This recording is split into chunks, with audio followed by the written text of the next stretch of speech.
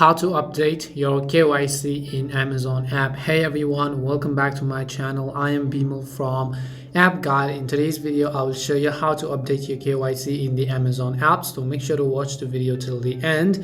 Now first of all, what you have to do is you just go ahead and then launch the Amazon application, sign into your Amazon account, and then you have to click on the Amazon Pay button on Amazon and then select the option called KYC, as you can see over here.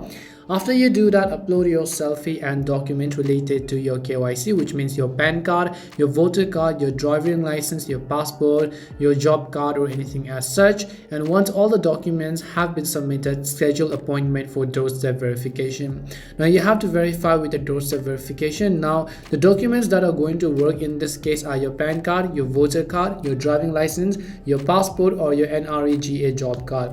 What you have to do is, in order to apply for the doorstep KYC process, you have to choose the date and time slot according to your convenience for KYC verification, and then the Amazon agent will come and verify all the original documents. The agent will scan the QR code for verification confirmation, and then your KYC is going to get successfully completed.